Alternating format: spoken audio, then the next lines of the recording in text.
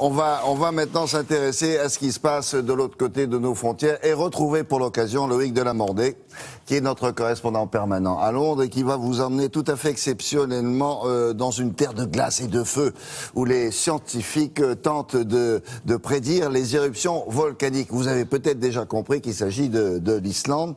Et Loïc, bonjour, de Londres, vous allez parfois en Islande. Alors pourquoi? Il faut savoir que les Britanniques s'intéressent apparemment beaucoup à l'Islande, plus que les Français, et pour cause finalement.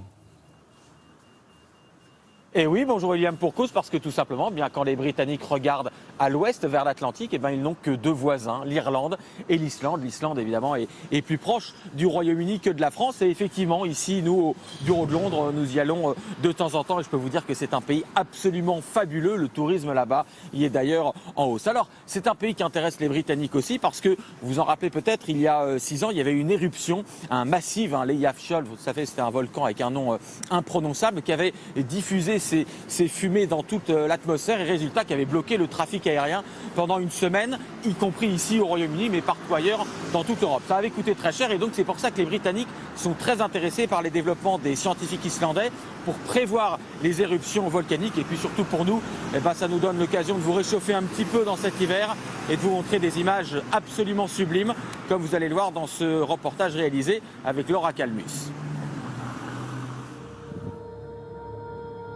C'est une terre où vous pourrez aussi bien geler dans ces canyons glacés que brûler dans la lave de ces volcans.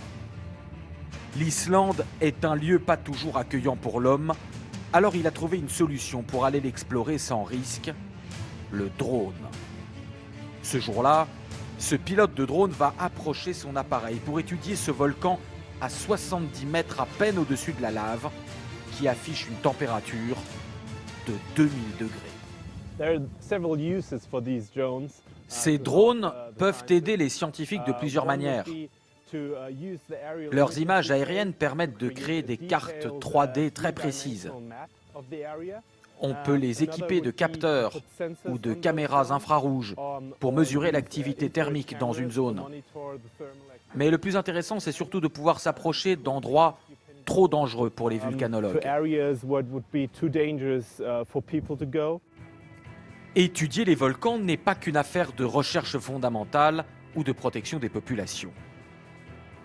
Ce volcan caché sous la glace, le Katla, connaît une ou deux éruptions majeures tous les 100 ans, la dernière date de 1918. Et Katla est un volcan bien plus puissant que l'Eyjafjallajökull, dont l'éruption en 2010 avait paralysé les aéroports britanniques, français et européens pendant une semaine, coûtant des milliards d'euros. Tous les pays sont donc très intéressés par les développements des scientifiques islandais pour mieux prévoir les éruptions. Katla est un volcan qui mécaniquement est en train d'arriver au bord de l'explosion. Il peut y avoir une éruption sans crier gare. Alors nos instruments sont là pour détecter de mini-secousses sismiques, prélude d'une éruption.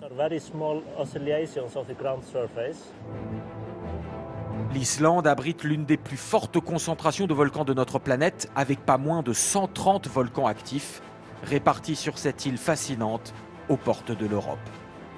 Et aux portes des îles britanniques. Il n'y a pas de volcan chez vous, là? Alors, il n'y a pas de volcan, il y en a eu, il y en a eu notamment beaucoup en Écosse, mais effectivement aujourd'hui, tous ces volcans sont éteints, ils ne sont plus actifs. Cela dit, les Britanniques le regrettent presque parce qu'il faut savoir qu'en Islande, grâce à ce volcanisme, vous avez notamment ce qu'on appelle la géothermie, c'est-à-dire la chaleur du sol, la chaleur provoquée par le volcanisme, ce qui permet aux Islandais de se chauffer quasiment gratuitement. C'est une énergie propre et que les Islandais ont en abondance. Et donc les Britanniques sont très intéressés par ça parce qu'ils aimeraient bien se chauffer un petit peu moins cher. Et donc le gouvernement britannique est en train d'étudier avec le gouvernement islandais la possibilité de faire un câble sous-marin. Ce sera le plus long du monde en la matière qui acheminerait de l'électricité et cette chaleur gratuite jusqu'ici, jusqu'au Royaume-Uni. Ce sera effectivement très intéressant. Le projet est en cours en ce moment.